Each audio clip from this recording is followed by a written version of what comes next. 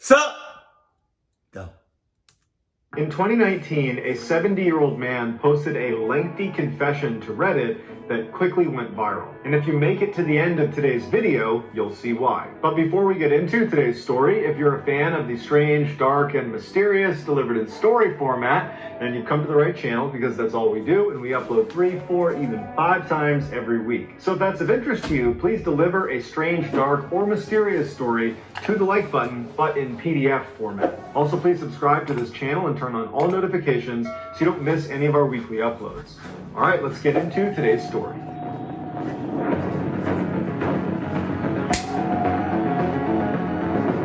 Dice roll. Dice roll. On the advice of his longtime therapist, a 70-year-old man named Art began writing about what happened to him and his family 30 years earlier in 1989. His therapist only knew Art had lost a child and felt very guilty about it, but the conditions under which the child was lost was always very gray.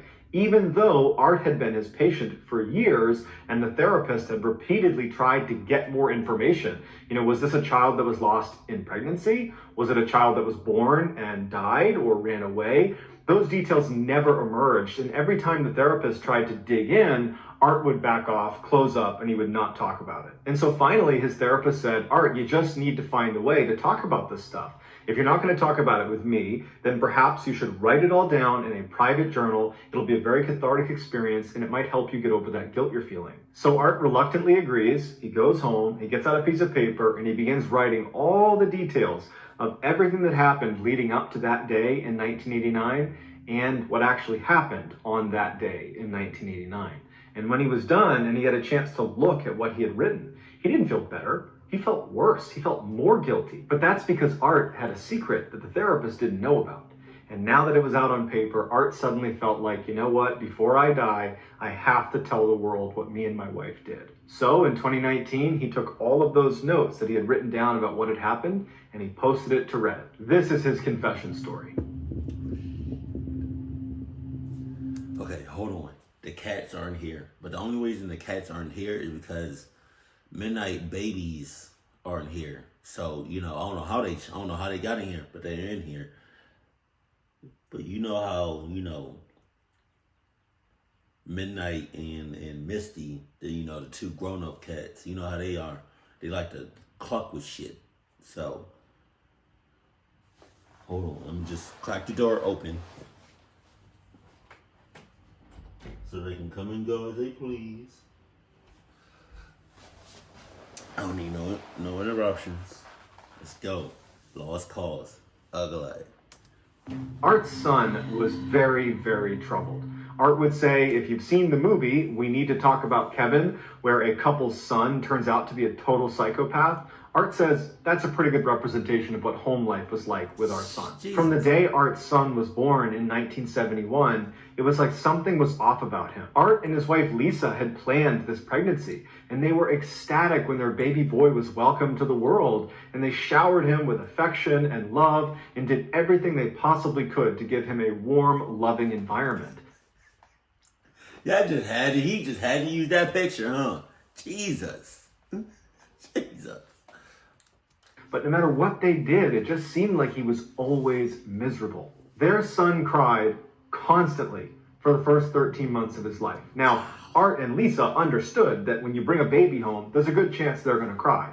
But his crying was so constant, and he could not be calmed down, that they grew concerned that this was more than just a colicky baby, that there could be some underlying issue. And so they brought their son to doctors and specialists. And that's a cluck baby. It's a cluck baby. It has to be. It has to be. It has to. 13 months consistently. No breaks. 24/7. Breakfast, lunch, and dinner. Sometimes brunch. At every treatment under the sun, they changed his diet, they changed his room, they sang him songs, they changed everything they could, but it never stopped. And so 13 months of grinding, grating, no sleep time. Finally, in the 14th month of his life, he seemed to get over the incessant crying stage, and Art and Lisa were so relieved. Can y'all see this? I can't see myself recording now, because I'm using the rear camera of my phone.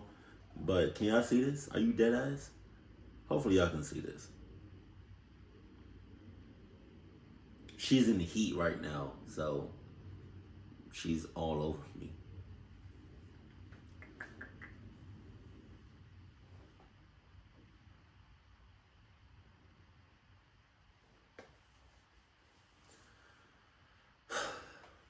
And she sheds. They both shed. It seemed like finally they could just be loving parents and not be so frustrated with their child all the time.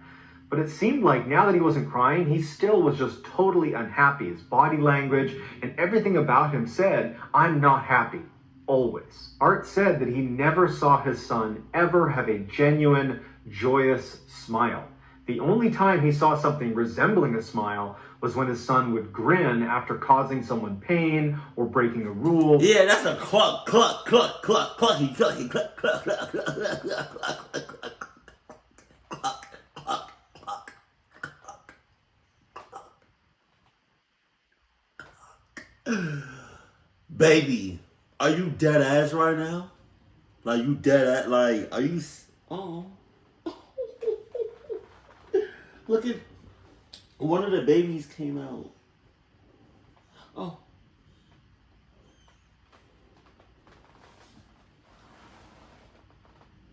One of the babies came out. I'm trying to get her up. Damn. She got no wrong.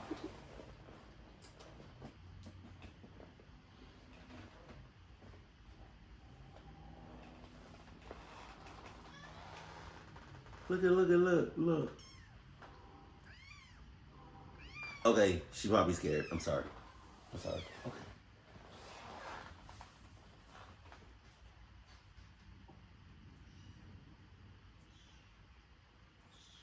You hear?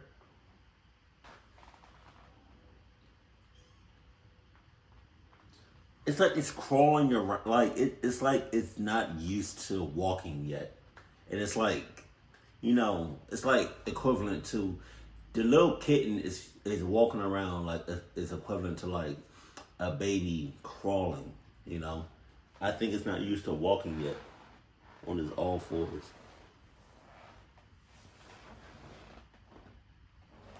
So cute though. Okay, sorry. Or in some way being bad. And then once his son started walking, all he wanted to do was just destroy everything in front of him. Wow. But again, Art and Lisa, they realized that this is all pretty typical child behavior, albeit maybe on the more extreme end of bad behavior, but it's still in the realm of normal child. And they're thinking that... Really? So, obviously, toughness runs in the family. Right, from generation. It's passed on from generation to, so on and so on. So, their normal is like what we would consider crazy, cluckness, evil, possessed, the whole nine, right? But to them, it's considered normal. In their family. No. My ass. Nope. My ass. What? Oh, damn.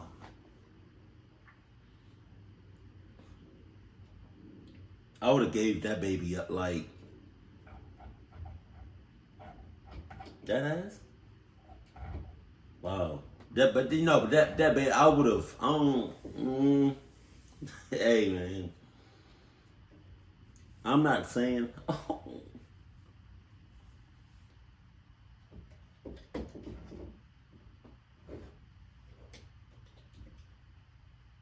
I want y'all to see what I'm looking at.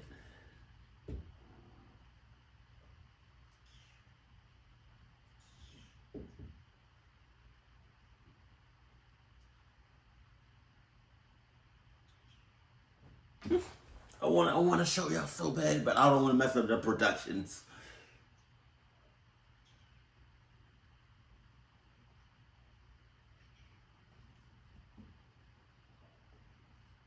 Okay, I gotta show y'all. Hold on.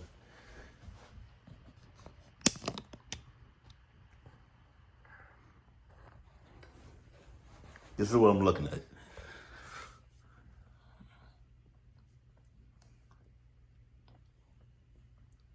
This is just like one out of the 3 kittens. That's the mama right there. It's like it doesn't know how to walk yet. Okay, let's get back to productions. No, but I'm saying like I don't know if I would give that baby up. What would y'all done? What would you have done in this situation? Like, it's as clear as day that this is a clucked baby. Would you? I'm not saying I don't. Okay, giving it up for adoption that's you know, clucking the baby up on sight. That's one. Abduction. That's another one. You know. That's another one. You know. I'm not trying to deal with all that. I'm not. Like, y'all should have done something immediately when it was crying for 13 months consecutively. I don't know if I said that right. Consistently. That's like on me. That y'all should have done something about that.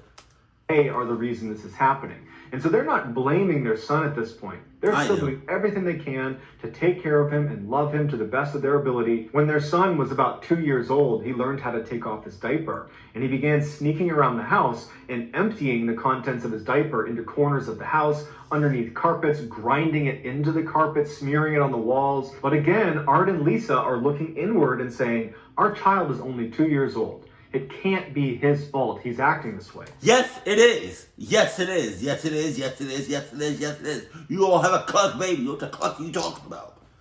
It's our fault for not finding a way to correct this behavior. But Art and Lisa started to drift away from that opinion when their son got a little bit older, got potty trained, and wasn't using diapers anymore, and still was going around the house and squatting down and going to the bathroom all over the house, making a mess at every possible chance he could. And not just when he was 4, 5, 6 years old. All the way up until he was 15 years old, he was doing this. And he stopped doing it in random corners, and he began only going into his parents' bedroom every chance he got, opening up the sheets, going inside, going to the bathroom, shutting it back up, and leaving. It got to the point where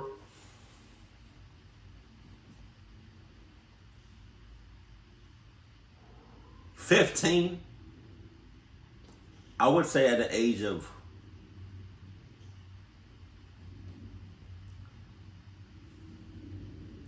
baby girl says at the age of 5, you know what you're doing. So at the age of 5, you know what you're doing. That baby knew what it was doing the first 13 months of his life. Art and Lisa literally could not stop their son from doing this. He was absolutely determined to do this. So anytime they were away, he would even sneak in the windows to do this. I mean, he was totally hell-bent on going to the bathroom in their bed. And so they had to start putting locks on the windows and the doors of their bedroom. But when they had finally secured that room to where he really couldn't get in anymore, he began going to the bathroom right outside their door and in the other beds in the house. And so they began investing in locks on all of the doors. They even replaced the doors themselves because they were too flimsy, and they thought there's a good chance he might kick these doors in to try to get them open.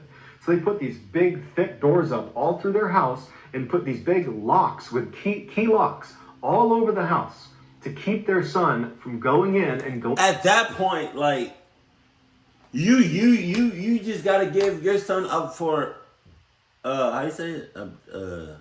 Adoption? Or cluck him up.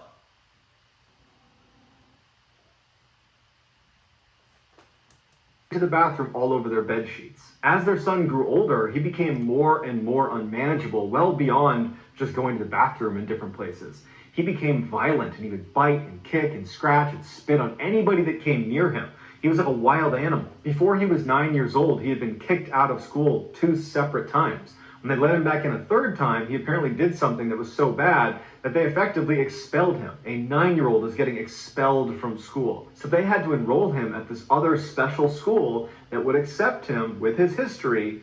But part of the deal with this school is you don't have any interaction with other students. He was considered too dangerous to be around other kids, so he was totally isolated at school, and it ultimately made him a lot worse. Once he was enrolled in the school, he became really violent at home. He would come home from school, and he would go right to the kitchen and get a knife out, and he would start threatening his parents, to the point where they had to lock all the drawers in the kitchen once all of the knives...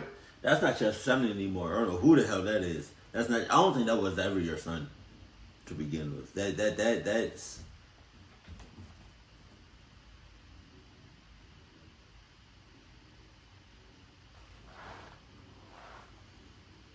is. I don't think that's not. That was never your son. Don't treat him as your son.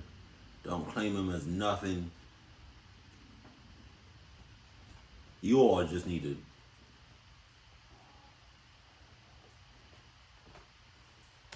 Were under lock and key in Art's house, his son began stealing knives from the neighbor's house, smuggling them back into the house, and at night he would pull them out and try to stab Art. And on 2 different occasions he was successful, and Art still has scars on his leg from it. And Art's son was not just attacking his parents, he was also turning on local animals that were helpless.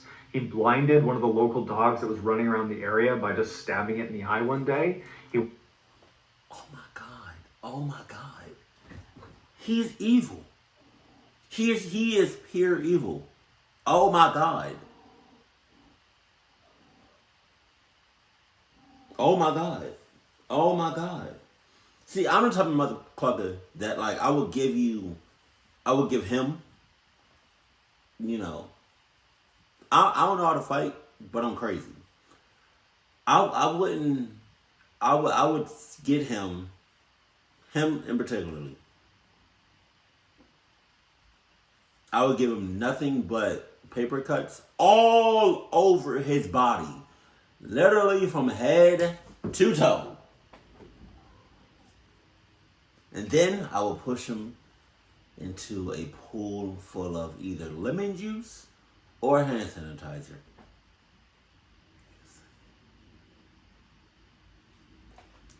After one of the stray cats, and he lit its tail on fire, and honestly, Art doesn't even know the other damages he had done to other animals or even other people. Even though Art and Lisa massively resented their son for how badly he treated them and how difficult he was making their lives, they recognized that this was a child that needed help. And so they tried everything they could to help him. That nigga does not need no help. He need to be either locked up for the rest of his life in solitary confinement, or by enrolling him in that special school that ultimately was isolating, but it was an attempt to try to help him, or bringing him to different therapists and psychologists and doctors, putting him on different medications and bringing him to meditation consultants. I mean, you name it, they tried everything they could to try to help this kid, but nothing worked. He only got angrier and got bigger and stronger and more aggressive and violent. And eventually Art and Lisa are like, what do we do about this? What ultimately started happening over the following years is Art and Lisa became prisoners of their own home. That every time their son was around, they felt unsafe around him. He was such a wild card, and he had these crazy, angry outbursts, and he was clearly prone to extreme violence. And so they began using those heavy doors and locks to lock themselves away from their son. It was the only way they felt safe. And so with that in mind, fast forward to 1988, when Art's son is now 16 years old, and Art and Lisa find out they're pregnant again. It was a surprise, and they were not happy about it. In fact, because of how badly it had gone with their son, they were really scared that another child was going to be just as bad, and they couldn't possibly go through this again. And so they decided that they weren't going to terminate, but if they noticed early on this child was a huge problem child, as horrible as they felt about it, they knew they would give it up for adoption. They simply couldn't do this again. This time they had a daughter, and she was normal. She was nothing like their son. She didn't come home and cry constantly. She smiled and laughed, and after a few months she was sleeping through the night, and she was hitting her milestones, and she just seemed happy, and she was easy. And it was around this time that Art and Lisa began to realize just how bad their son was.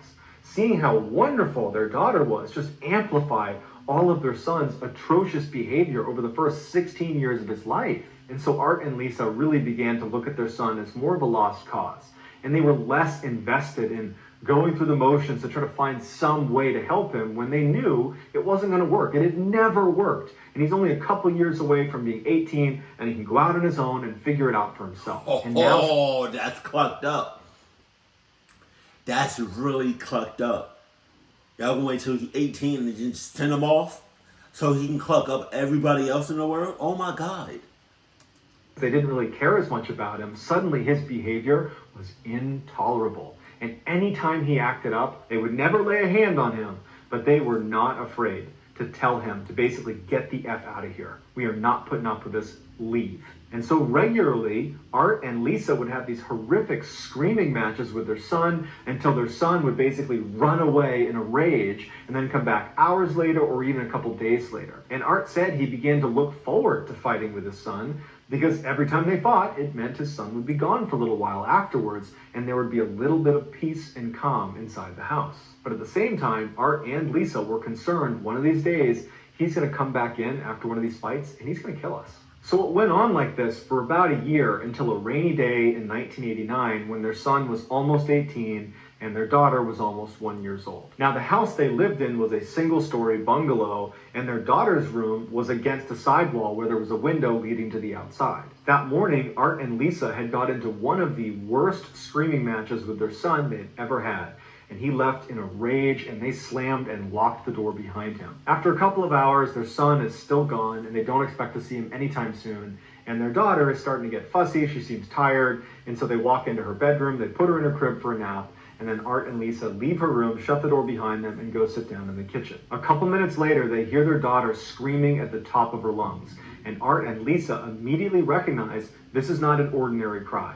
This sounds like something is terribly wrong. They get up and sprint down the hall to her room and they try the door handle, but it's locked. They run back out to the kitchen, they get the keys, they go back, they're fumbling with the keys, they finally open it up, and there in the back of the room, standing next to the crib, is their son. And he's holding a knife and he's poking it into her face. And Art said he looked at his daughter and he could see blood on her stomach and blood on her arm and she's screaming. And so he thinks to himself, thank God she's still alive. And instinctively, Art starts running to try to put himself between his son and his daughter. But before he could even get there, his wife had moved much faster and she charged over and smashes her son's hand. The knife falls to the ground. She pushes him as hard as she possibly can and he goes slamming into the wall and falls on the ground. Art immediately reaches into the crib, picks his daughter up and runs to the other side of the room. And he kind of looks her over. She's crying, she's in pain, she's scared, but he can see the cuts on her are superficial.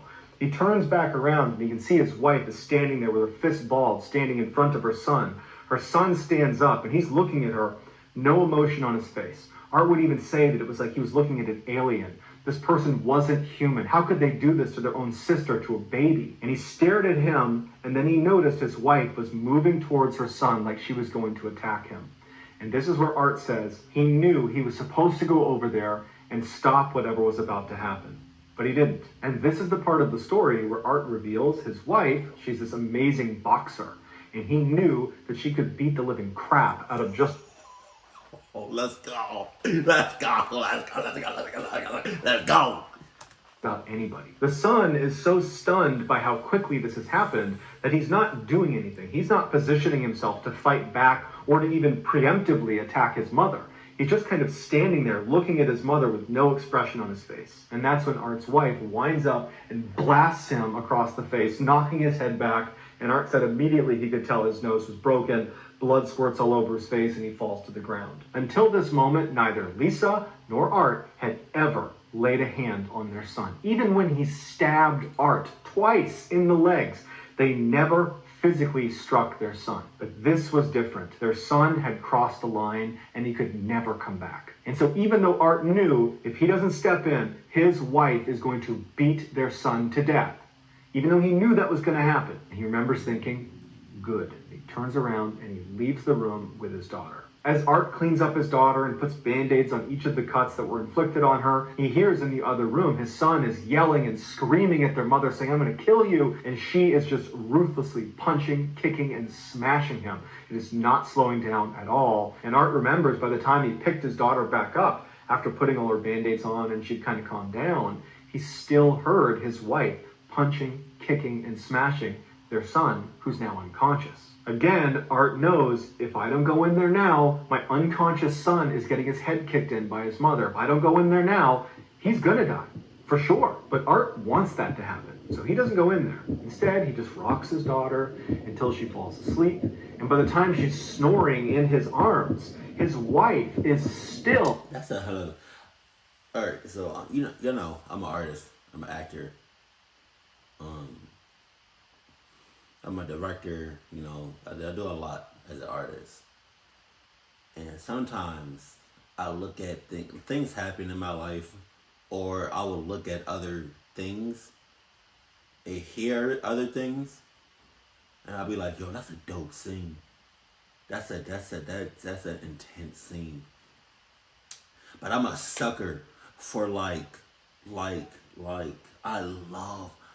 love scenes where something would be clucked up going on, but it would be like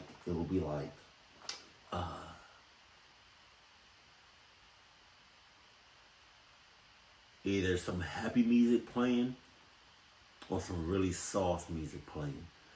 But what's really going on is something really, really bad going on. So as the mother is beating up her son to death in the other room, the father is just rocking the baby back and forth.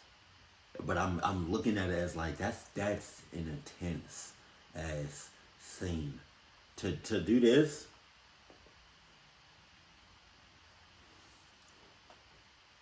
But there's like, oh man, that's such a dope scene. Oh my god. Oh my god. Punching, kicking, and smashing their son, who hasn't made a sound in a long time. Art just sits down at the kitchen table, hoists his daughter onto his shoulder, and just listens for his wife to finish what she's doing. And finally it does go quiet in there, and his wife emerges from the room, and she's covered in blood. Her hands are swollen and red, and her chest is heaving like she's been running a race. She comes into the kitchen and sits down at the table next to Art and looks at him, and he looks back at her, and he just says, "Is he dead?" She says, "I hope so." And he just goes, "Yeah, me too." Art and Lisa sat at the kitchen table for a long time. There was no sound coming from the room where their son was. Why wouldn't they just call the police? Maybe I missed it, but why didn't they just call the police and make them handle the son instead of, doing that? Because I'm pretty sure, I don't know if that's murder or not. I mean, it was self-defense, but I don't know. And eventually Lisa starts crying and goes and takes a shower. At which point Art stands up and he goes into the bedroom where his son was, and this is when he can tell his son is actually still alive. He walks in and you can see his son still breathing, but he's covered in blood, he's got vomit on him, he's clearly wet his pants, his teeth have been knocked out, his whole face is bloodied and bruised and swollen, and he goes up to him and he thinks there's no way he's going to live through this. But Art has kind of an internal crisis because he wants him to die. He doesn't want him to live. And so that decision of should I call an ambulance or should I call police was a really difficult one to make because really neither served the purpose that he or his wife wanted. And so as he's standing there wondering what to do, he hears his wife come out of the shower. And so he leaves the room and he confers with his wife and they decide, we're not going to call the police. We're not going to call an ambulance. We're going to do nothing. And so right then and there, they walked around their house, they gathered up a couple things, and they headed downstairs into the basement where they had an in-law suite, which basically was a little apartment that they didn't really use, but it had everything they needed. And they moved down there, and they locked the one door that led down there, and they locked the side door as well. They figured if he lived, there would be enough food to get him through a few weeks upstairs. There's water up there, bedrooms, bathrooms. He had all of that. And at some point, he would run out of food, and he would have to leave. Or he would die upstairs, and in a couple weeks they would go up and they would deal with it. Over the next week, they began to hear movement upstairs, which signaled to them he was alive, but he wasn't moving around much. It was just enough to know somebody was up there. They figured that, okay, he's probably laying down most of the time recovering. And so Art began going back to work. He would go out the side door, and every time he went outside and he was on the driveway, he was expecting his son to come out and attack him, but he never did.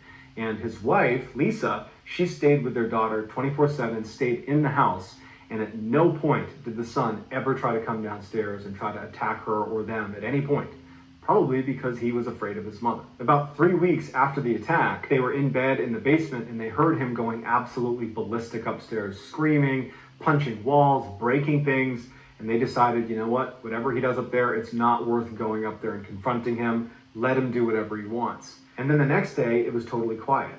And for the next couple of days, Art and Lisa would listen really intently to see if they could hear him moving around upstairs, but they couldn't. And so finally, Art and Lisa decide to go up into the main floor and see if he's up there. When they open the door, they find their entire upstairs has been absolutely wrecked. Every piece of furniture is ruined, every window's broken, there's glass all over the place, there's brown smears all over the walls, but their son isn't there. And so they figured that night when they heard him going crazy upstairs, he already knew he was gonna leave. He just wanted to ruin their house before he did. Even though their son was gone, they had no idea if he was going to come back or not. And so for days and weeks and months, they lived in fear that their son was just going to show up one day and kill them. But he never did. And then 3 years after the incident, they moved and they weren't in contact with their son. They hadn't seen him. And so he had no idea where they were going and they have no way to contact him. So that was it. They just restarted somewhere else. Fast forward to 2019 when Art is making this Reddit post. And he says, I haven't seen my son since 1989, and I don't want to see him again. And Art goes on to say that while he hopes his son was able to overcome his demons and live a normal life, he said if he wasn't able to do that, if he was out there still causing pain and misery to other people, Art says he hopes that whoever was on the receiving end of that finished the job and killed him. So that's going to do it, guys. I hope you enjoyed today's story. If you found the secret, let us know in the comments what it is and where you found it, what's the timestamp, and if you're the first one to do that accurately, we will pin you at the top of the comments section. If you enjoyed today's video and you haven't done this already, please deliver a strange, dark, or mysterious story to the like button, but in PDF format. Also, please subscribe to this channel and turn on all notifications so you don't miss any of our weekly uploads. If you want to get in touch with me, you can direct message me on Instagram or on Twitter. My username for both platforms is the same. It's just JohnBallen416. I also have a ton of content over on TikTok where my username is MrBallen. If you have a story suggestion, please submit it to our subreddit just called MrBallen. It's linked in the description below. So whether I see you on Instagram, Twitter, TikTok, Reddit, YouTube, or some combination, just know that I really appreciate your support. And until next time, that's going to do it. See ya. I am so glad that the mother did what she did on me. I am, oh my God. Y'all saw the excitement I had. I was like, oh, let's go. Yo, like, I'm so glad she beat the hell out of him. I still wanted him to, like, you know, but beating him up to like the inch of his life, I can live with that, you know. I just hope. Now maybe I missed it again, but it seemed like they got away with it. But it seems like he's also still out there. So if he's still out there, he could be causing a whole lot of trouble. If he's still out there, if he's not caught already, but the signs were there. The signs were there since birth. Like, it just intensified every year, every day. It was just crazy how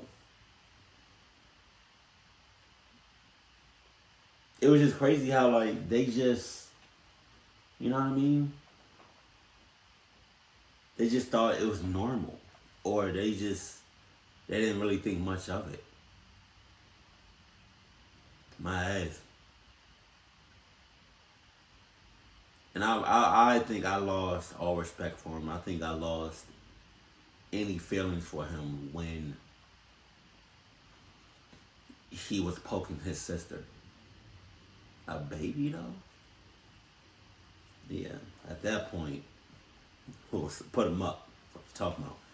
Just saying. Keep it cool. Keep it classy. And I love you. Stay happy. My family.